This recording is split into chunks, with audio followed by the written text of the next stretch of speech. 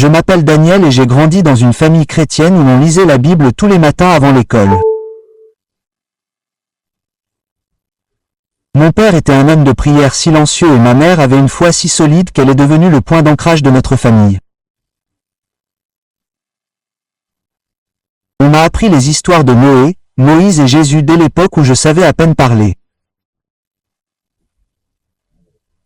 Mais en grandissant et en me compliquant avec les responsabilités, les carrières et les ambitions, ma dévotion est devenue plus une tradition dominicale qu'une promenade quotidienne. À la mi-trentaine, j'étais marié et père de 2 enfants. Je travaillais de longues heures dans la gestion, à la recherche de stabilité pour ma famille. De l'extérieur, j'avais l'air d'un homme qui avait tout pour lui. Un travail respectable, une femme attentionnée, des enfants en bonne santé. Pourtant, à l'intérieur, j'étais à bout de souffle. Le stress me rongeait la santé. Je mangeais ce qui me convenait, ignorant les avertissements silencieux de mon corps. Le temps de prière a été remplacé par des échéances tardives. Je me suis dit que je reviendrais vers Dieu quand la vie ralentirait. Mais la vie n'a jamais ralenti. C'est durant cette période que ma santé a commencé à se détériorer. Ce qui avait commencé par de la fatigue s'est rapidement transformé en douleur thoracique, en essoufflement et en vertige. J'ai ignoré les signes, me persuadant que c'était juste du stress. Mais un soir, après un dîner en famille, mon corps a fini par lâcher. Je me suis effondré sur le sol du salon tandis que mes enfants hurlaient et que ma femme appelait frénétiquement à l'aide. Alors que les ambulanciers s'affairaient sur moi, j'ai senti mon corps s'arrêter. Ma vision s'est brouillée. Les voix autour de moi se sont estompées. Étrangement, je n'avais aucune peur, seulement une conscience écrasante que quelque chose de sacré était en train de se produire. Mon cœur a ralenti et, à ce moment-là, j'ai su que je passais de la vie à la mort. Ce à quoi je ne m'attendais pas, c'est ce qui allait suivre. Au lieu de l'obscurité, je me suis senti soulevé, transporté dans un royaume plus réel que tout ce que j'avais jamais connu. Et là, m'attendant avec des yeux de feu et une présence qui m'a secoué jusqu'au plus profond de moi, se trouvait Jésus lui-même. J'étais loin de me douter qu'il était sur le point de me montrer quelque chose d'urgent. Quelque chose à propos des aliments que nous consommons et de la manière dont ils sont liés non seulement à notre corps mais aussi à notre âme en ces derniers jours. Au moment où mon cœur s'est arrêté, je me suis senti glisser hors de mon corps aussi facilement que si j'enlevais un vêtement. Un instant, j'étais sur le sol du salon avec des ambulanciers qui me pressaient la poitrine et l'instant d'après, je flottais au-dessus de la scène en regardant ma femme pleurer et mes enfants s'accrocher à ses bras. Cette vue m'a transpercé de chagrin, mais je me suis également senti étrangement détaché, comme si leur monde s'effaçait et qu'un autre s'ouvrait devant moi. Un tunnel de lumière est apparu, ni froid ni stérile, mais chaud et vivant. J'ai été attiré vers le haut plus vite que je ne pouvais l'imaginer, et pourtant, je n'ai ressenti aucune peur, seulement de la paix. Plus je m'élevais, moins je me souvenais de la douleur, des difficultés et des échéances. Mon âme était en apesanteur, mes pensées étaient claires et mes sens plus aiguisés qu'ils ne l'avaient jamais été. Au bout de cette lumière, je me suis retrouvé debout sur ce qui ressemblait à un sol solide, mais qui scintillait comme du verre mêlé de feu. L'air lui-même portait de la musique, et chaque son semblait vibrer de sainteté. J'ai su instantanément que je n'étais plus dans le royaume des hommes. Et puis je l'ai vu. Jésus se tenait devant moi, vêtu de lumière, plus brillant que le soleil. Pourtant, je pouvais le regarder sans être aveuglé. Ses yeux se sont fixés sur les miens. Des yeux qui voyaient à travers chaque couche de mon être, des yeux qui connaissaient chaque secret que j'avais toujours gardé. Je suis tombé à genoux, submergé par sa présence, incapable de parler. Mais il m'a soulevé doucement avec des mains qui portaient à la fois autorité et miséricorde. Sa voix tonnait et murmurait à la fois.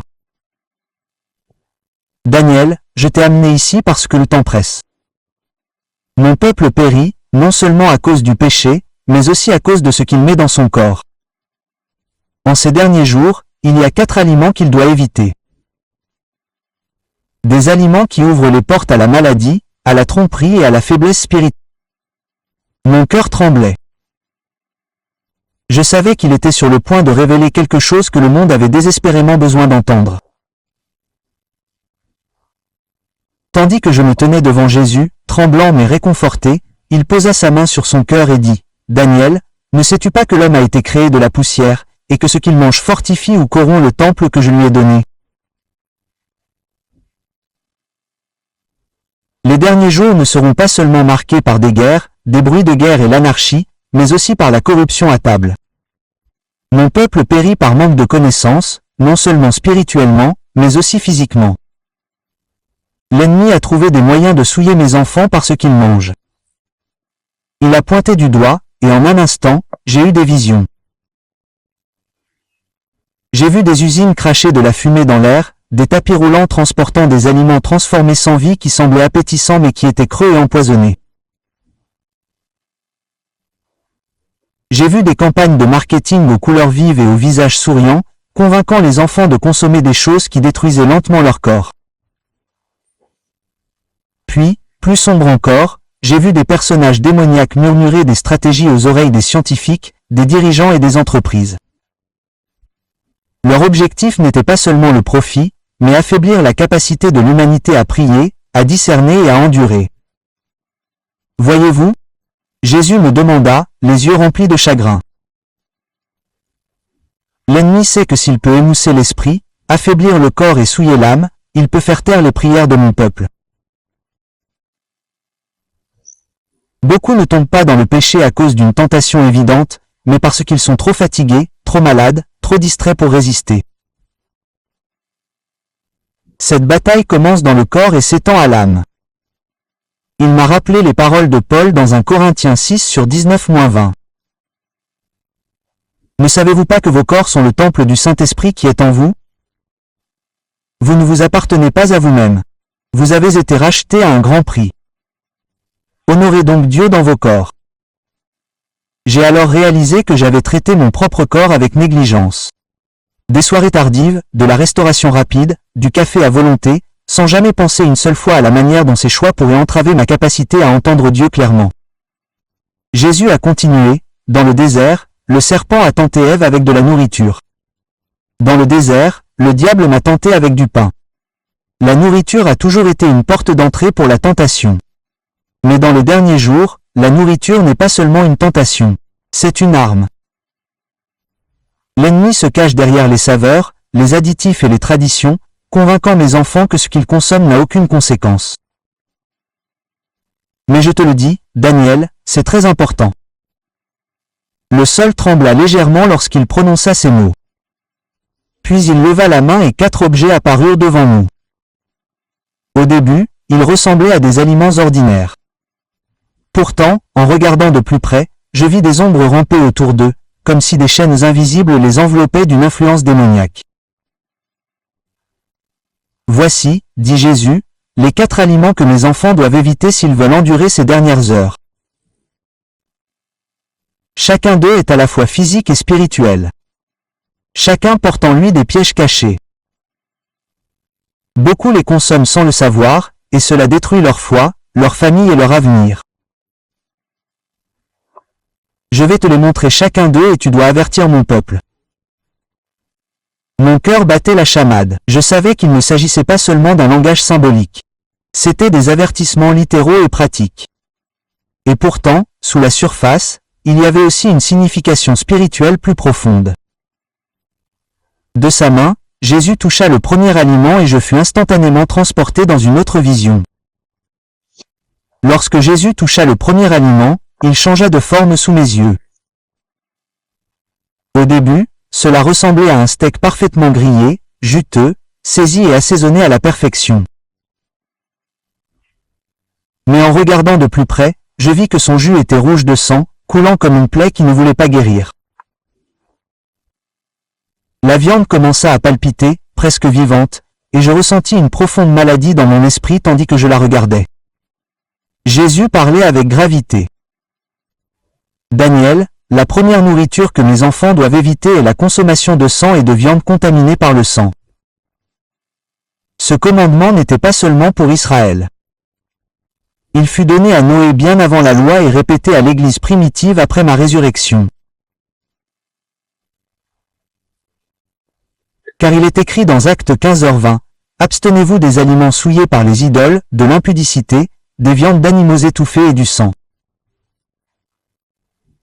Cependant, mon peuple traite ce commandement à la légère, comme s'il était facultatif. Mais je vous le dis, il y a la vie dans le sang. Et lorsque mon peuple en consomme, il fait entrer la mort dans son corps et dans son esprit. Tandis qu'il parlait, la vision changea. Je vis des marchés à travers le monde, des supermarchés, des chaînes de restauration rapide, des boucheries. La viande était transformée à la hâte, sans précaution. Le sang s'y coagulait encore. Les familles l'achetaient et la mangeaient, riant autour de leur table, inconscientes des forces invisibles qui se rassemblaient à leurs portes. Des silhouettes sombres s'attardaient, chuchotant le désespoir, la dépression, la rage et la maladie. Je frissonnais. Seigneur, murmurai-je, mais ces choses ne sont-elles pas cachées? La plupart ne réalisent même pas ce qu'ils consomment. Jésus me regarda avec compassion. C'est pourquoi je le révèle maintenant. L'ennemi se cache dans l'ignorance. Mon peuple ne périt pas parce que je suis faible, mais parce qu'il ne veut pas écouter. Il consomme ce que j'ai interdit et se demande ensuite pourquoi ses prières sont entravées, ses rêves troublés et son corps affaibli. Quand le sang entre, les esprits impurs prennent pied. Je me suis souvenu des paroles de Lévitique 17h11. Car l'âme de la chair est dans le sang, et je vous l'ai donné sur l'autel, afin qu'il fasse l'expiation pour vos âmes. Le sang n'appartient qu'à Dieu seul. Il n'a jamais été destiné à être consommé avec désinvolture. La vision s'approfondit à nouveau. Je vis de jeunes hommes adonnés à la violence, jouant à des jeux sanglants et se régalant de viande saignante et dégoulinante de sang. Je vis des femmes tourmentées par des cauchemars, ignorant que des portes spirituelles s'étaient ouvertes grâce à leur alimentation. Je vis des enfants devenir agités et rebelles, leurs âmes agitées par ce qui leur était transmis par les repas. Ceci n'est pas une superstition, dit fermement Jésus. C'est une loi spirituelle. Tout comme le sang de ma croix a donné la vie à tous ceux qui croient, la consommation de sang animal accueille la corruption. L'ennemi a transformé le don de nourriture de mon Père en une malédiction. Dans les derniers jours, les démons n'attaquent pas seulement par des rituels occultes. Ils pénètrent dans les foyers par ce qui est mangé. Avertissez mon peuple, faites bien cuire leur nourriture. Refusez la viande, sacrifiez aux idoles et abstenez-vous du sang. C'est cela l'obéissance, et l'obéissance est une protection. Tandis qu'il disait cela, je ressentis une vague de sainte peur. La viande devant moi se ratatina, noircit et disparut comme de la fumée. La leçon était scellée dans mon cœur. Ce que nous mangeons a un poids spirituel, et ignorer ces avertissements, c'est inviter la destruction. Jésus se tourna ensuite vers le deuxième aliment qui nous attendait. Il était brillant, presque luisant de couleurs artificielles, emballé dans un emballage brillant qui semblait ludique et inoffensif. Mais derrière cet éclat, je pouvais sentir une douceur maladive et un piège qui n'attendait que de se déclencher. Maintenant, dit Jésus, et je vais vous montrer le deuxième aliment. Ce qui semble inoffensif mais qui paralyse la force de mon peuple. L'aliment suivant brillait anormalement devant moi, emballé dans un emballage brillant couvert de couleurs ludiques et de personnages souriants. À première vue, il avait l'air innocent comme des bonbons ou des sodas. Le genre de choses que les enfants demandent dans les magasins et que les parents donnent juste de temps en temps. Mais lorsque Jésus agita la main, l'emballage se dissout et je vis la vérité en dessous. La nourriture à l'intérieur scintillait d'une luminosité artificielle, mais quand j'ai regardé plus en profondeur, il était creux. Une obscurité collante suintait de son centre, se répandant comme de l'encre dans l'eau. J'ai eu un haut le cœur tandis que l'odeur des produits chimiques emplissait l'air, forte et contre nature. La voix de Jésus a percé mon horreur. Daniel, le deuxième aliment que mes enfants doivent éviter est celui des créations artificiellement sucrées et chimiquement modifiées de l'homme. Ce que j'ai conçu pour nourrir a été déformé en une contrefaçon, promettant la douceur, mais apportant la maladie. Dans les derniers jours, l'ennemi a persuadé l'humanité d'échanger la pureté contre la commodité et la santé contre le profit. Ces substances n'ont jamais été destinées au corps humain. Ce sont des poisons déguisés en plaisir. Instantanément, j'ai eu des visions d'usines où des cuves de sirop bouillonnaient et où des machines produisaient des boissons aux couleurs vives. J'ai vu des édulcorants artificiels fabriqués en laboratoire être injectés dans des produits et commercialisés comme des alternatives sûres et saines. Les enfants sirotaient des sodas. Les adolescents dévoraient des sachets de bonbons. Les adultes mélangeaient des sachets d'édulcorants dans leur café, tout en souriant. Pourtant, derrière eux se cachaient des silhouettes sombres qui leur liaient les mains et les pieds avec des chaînes invisibles. J'ai vu les conséquences. L'obésité se propageait comme une traînée de poudre, le diabète paralysait les jeunes et les vieux, les cancers se multipliaient. Mais au-delà du physique, j'ai vu le spirituel. Les personnes qui consommaient ces aliments devenaient léthargiques dans la prière, distraites dans le culte, agitées lorsqu'elles essayaient de lire les Écritures. Leur corps bourdonnait de produits chimiques, leur esprit était embrumé, leur esprit terne. Jésus m'a regardé avec des yeux de feu. Ne voyez-vous pas? L'ennemi ne s'en prend pas seulement au corps. Il s'en prend à la clarté de l'esprit. Ces substances reprogramment le cerveau. Elles ternissent le discernement et ouvrent la porte au désespoir. Mon peuple crie, se demandant pourquoi il ne peut pas entendre clairement ma voix, mais il la noie dans des douceurs fabriquées. Ce que je leur ai donné en fruits, en miel, en céréales naturelles, ils le rejettent pour une imitation qui les tue lentement. Je me suis souvenu de l'avertissement d'Ésaïe 55/2. Pourquoi dépenser de l'argent pour ce qui n'est pas du pain, et ton travail pour ce qui ne rassasie pas? Les paroles du prophète résonnèrent comme le tonnerre dans mon cœur. La vision s'approfondit à nouveau. Je vis des étagères dans les épiceries remplies de céréales en forme d'enfants, chaque boîte étant peinte d'animaux de dessins animés. Je vis des plats surgelés promettant une alimentation faible en gras et sans sucre. Mais à l'intérieur se cachaient des produits chimiques dont personne ne pouvait prononcer les noms. Un esprit sombre planait au-dessus de ces allées, murmurant des mensonges. C'est inoffensif, c'est pratique, tout le monde en mange. Jésus parla à nouveau. Mon Père a créé la création par dessein. Le fruit du jardin était suffisant. Mais l'homme, poussé par la cupidité, nourrit désormais des générations avec ce qui est sans vie. Savez-vous pourquoi cela est important?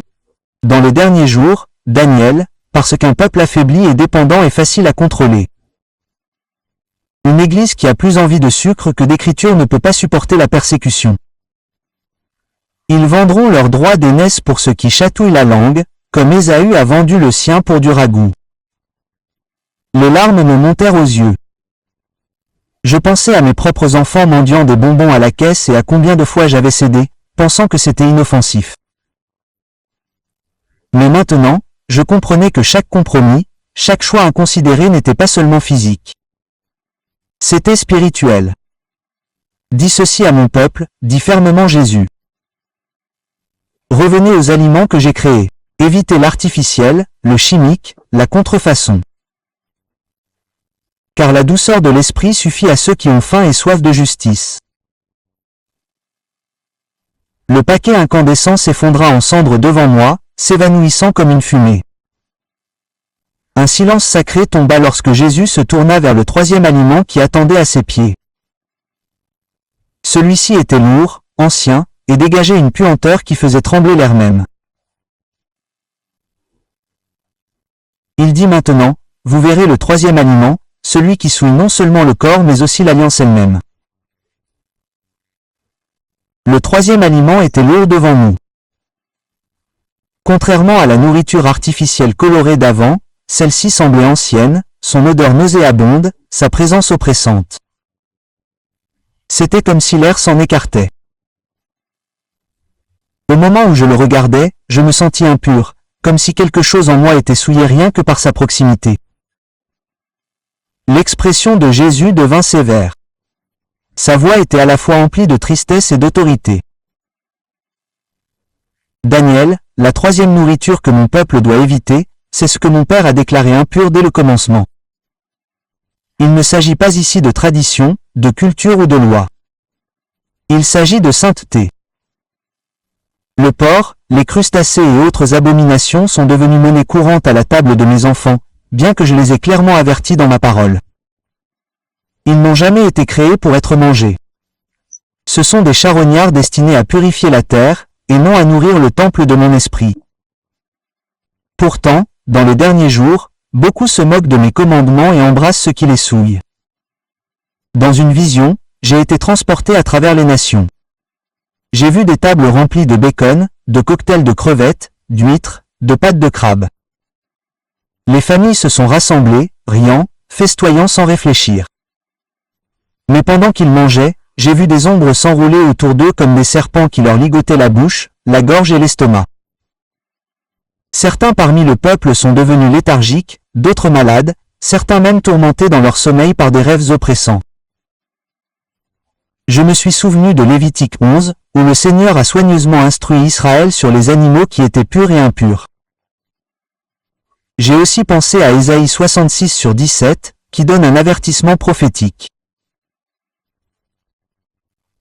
Ceux qui se consacrent et se purifient pour aller dans les jardins en suivant l'un après l'autre ceux qui mangent la chair des porcs, des rats et d'autres choses abominables, ils finiront ensemble.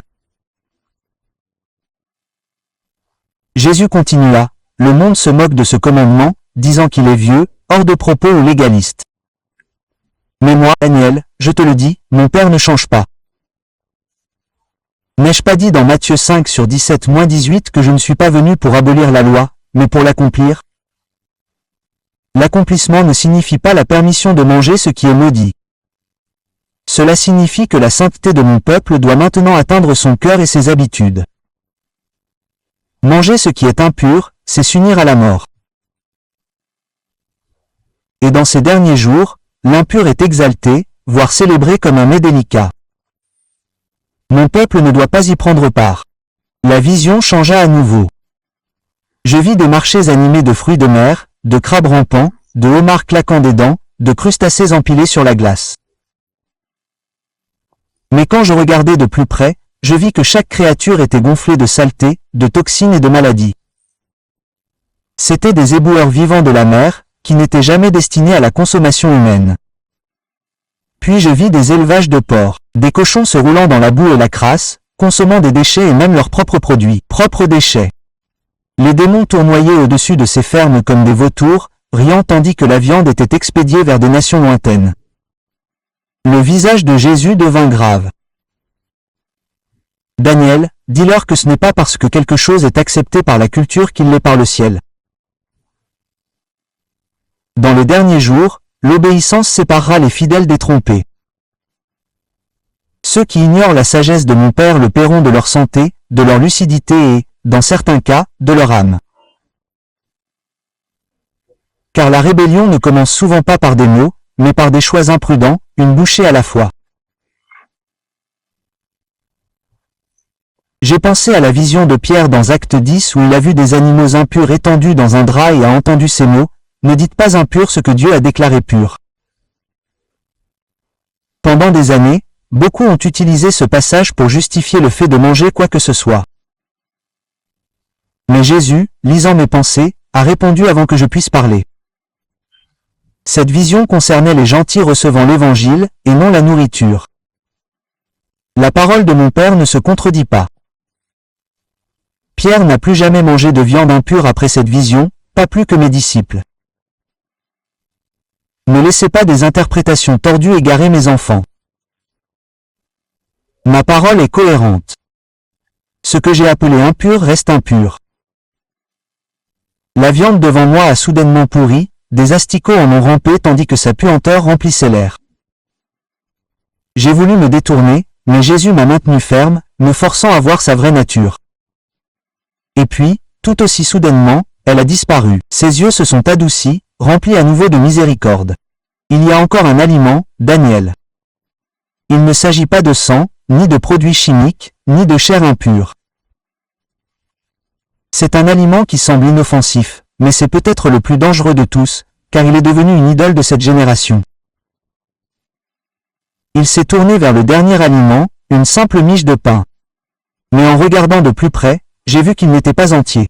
Il l'était. Blanchi, raffiné, dépouillé de la vie et gonflé d'air. Autour de lui, j'entendais le faible rire des esprits invisibles. Voici, dit Jésus, le quatrième. Le dernier aliment était devant moi, semblant au premier abord être quelque chose d'inoffensif, voire de réconfortant. Une simple miche de pain. Elle était blanche, moelleuse et soigneusement emballée. À l'œil nu, elle paraissait propre, nourrissante et courante, le genre de nourriture que l'on trouve sur presque toutes les tables du monde. Mais lorsque Jésus fit un geste vers elle, la miche se fendit et je ne vis à l'intérieur que de la poussière, des produits chimiques et du vide. Elle s'effritait dans mes mains comme de la craie. Puis, dans une vision, je vis des multitudes de personnes manger ce pain à la hâte. Ils se remplirent l'estomac, mais avaient toujours faim. Ils en consommèrent davantage, mais leur corps s'affaiblissait, leur cœur s'alourdissait, leur esprit s'agitait. Jésus parlait avec une profonde tristesse. Daniel, la quatrième nourriture que mes enfants doivent éviter en ces derniers jours est le pain de l'idolâtrie, raffiné et dépouillé de la vie. Ce que j'ai créé est entier, nourrissant et béni. L'homme l'a décomposé en fragments et en contrefaçons. Ils le blanchissent, le raffinent et lui enlèvent ses fibres, ses minéraux, sa vie. Puis ils le gonflent, ajoutent des produits chimiques pour le rendre doux et frais, et le présentent comme de la nourriture. Mais il est vide.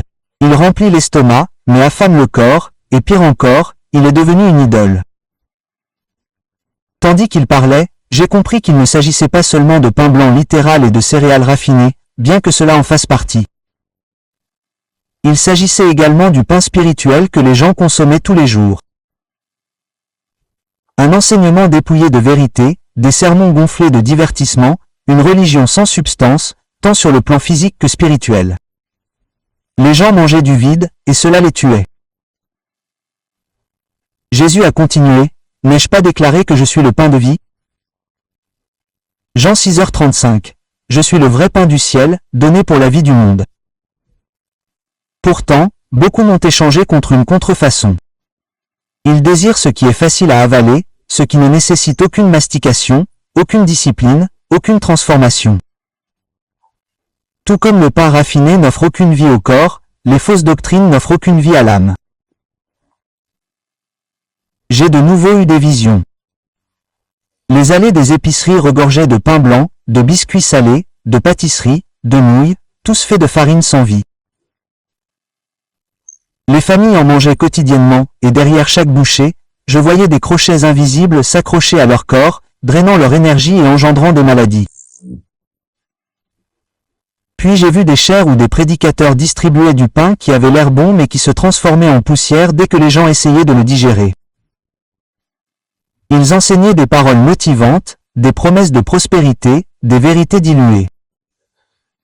Les congrégations applaudissaient, mais leurs esprits restaient faibles et mal nourris.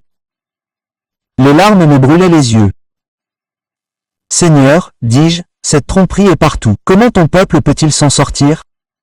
Jésus posa sa main sur mon épaule. Sa voix devint à la fois douce et féroce.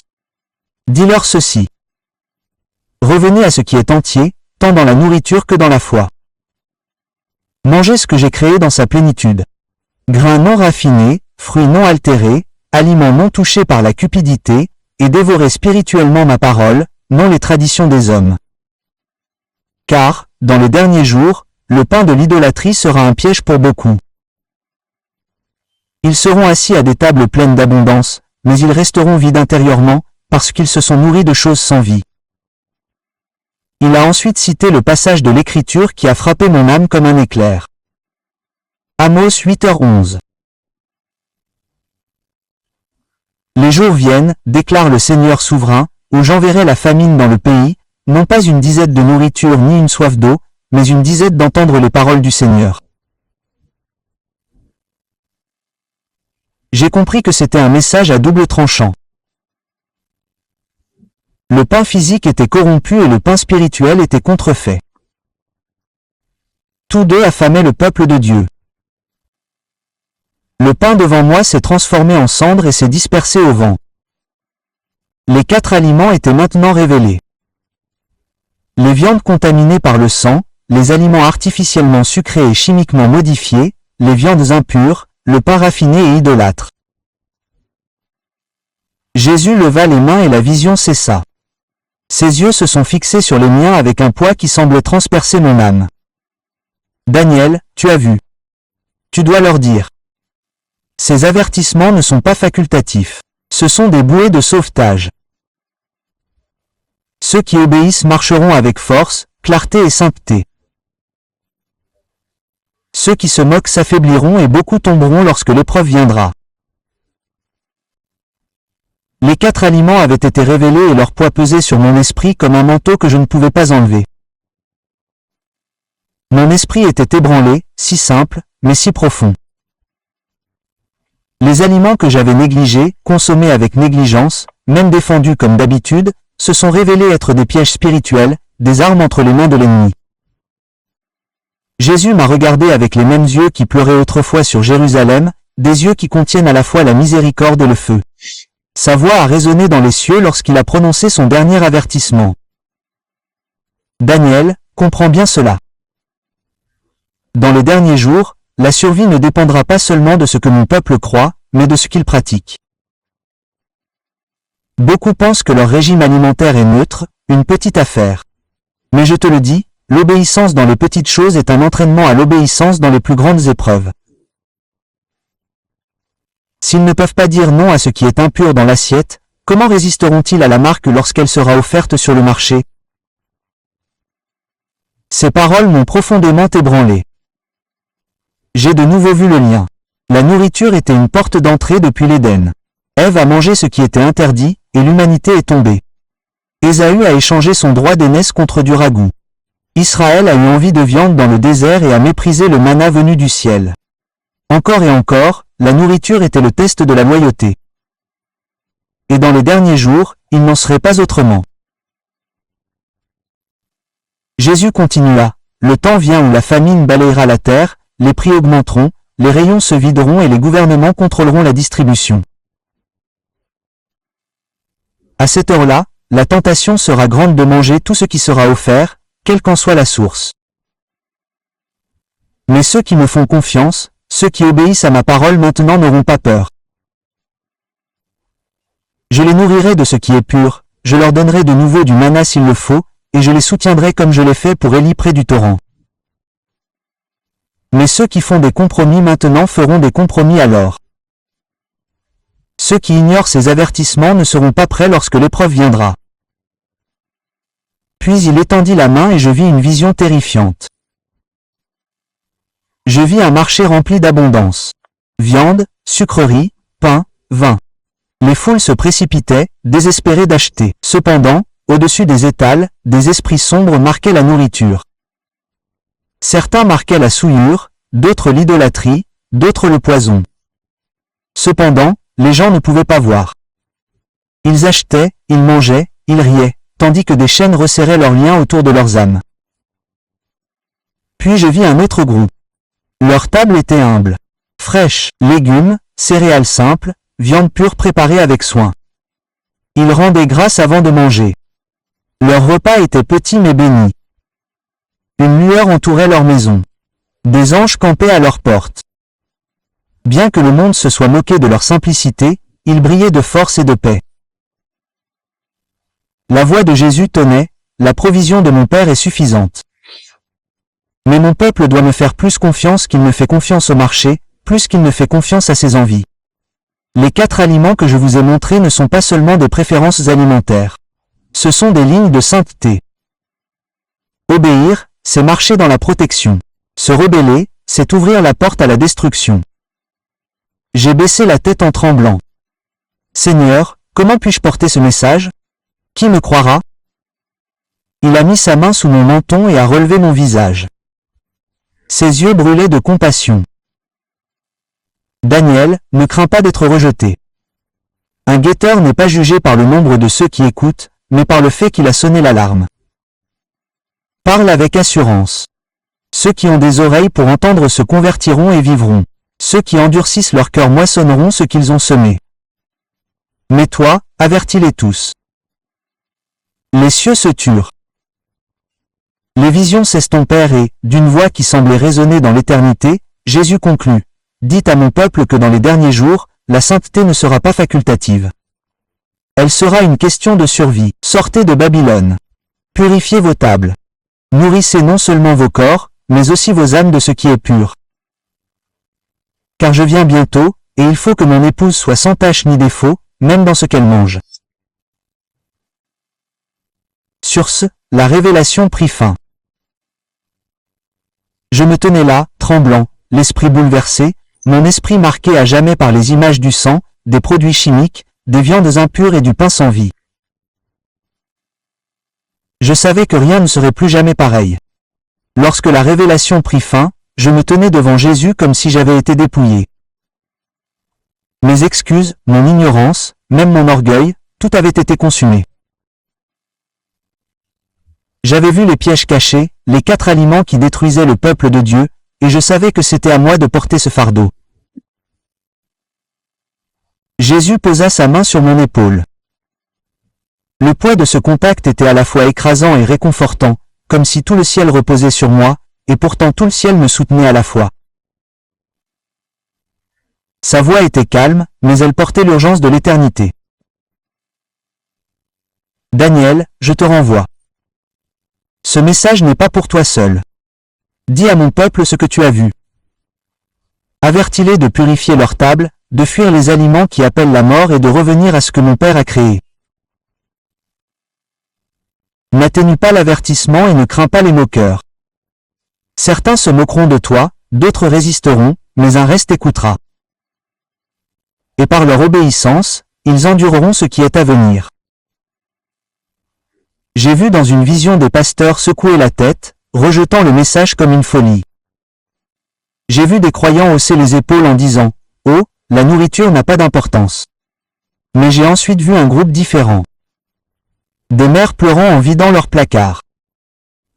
Des pères agenouillés à table, se repentant de ce qu'ils avaient permis. Des enfants priant pendant les repas avec une foi renouvelée. La lumière remplissait ces maisons et la paix les gardait comme une forteresse. Jésus continua, la mission que je te confie est urgente. Sonne l'alarme. Écris ce que tu as vu. Répands-le partout où les portes sont ouvertes. Le temps est court et l'ennemi est implacable. Mais ma parole est plus grande. Rappelle mon peuple à la sainteté, corps et âme. Pour ceux qui obéissent, je fortifierai. Pour ceux qui résistent, leur faiblesse les exposera lorsque les épreuves surviendront. Les larmes coulaient abondamment sur mon visage. Seigneur, je ne suis pas digne. Qui suis-je pour porter cela? Tu es à moi, répondit-il, les yeux brûlants d'amour. Cela suffit. Je ne t'ai pas choisi parce que tu es fort, mais parce que tu es disposé. Va maintenant, Daniel, et ne reste pas silencieux. Ces paroles ont marqué mon esprit comme le feu. Je savais qu'à mon retour, la mission de ma vie ne concernerait plus jamais la carrière, le confort ou la réputation. Il s'agirait d'avertir les autres avant qu'il ne soit trop tard. Au moment où Jésus eut fini de parler, sa présence m'enveloppa comme un vent impétueux. Soudain, je me sentis tiré en arrière, loin du royaume lumineux, loin de ses yeux de feu, à travers le tunnel de lumière. Mon esprit fut violemment projeté dans mon corps, et j'ai haleté tandis que l'air remplissait mes poumons. Je me suis réveillé sur le sol du salon, les ambulanciers me fixant, les yeux écarquillés, tandis que mon moniteur cardiaque se remettait à fonctionner. Ma femme sanglotait de façon incontrôlable, me serrant la main tandis que mes enfants criaient « Est-ce que c'est papa ?» J'étais de nouveau en vie, mais je n'étais plus le même homme. La première chose que j'ai faite a été de pleurer, non pas par peur, mais par crainte sacrée. J'avais vu le Seigneur. J'avais entendu sa voix et j'avais reçu une mission. À partir de ce jour, tout a changé. Je ne mangeais plus négligemment, je ne priais plus sans conviction, je ne vivais plus comme si le temps était infini.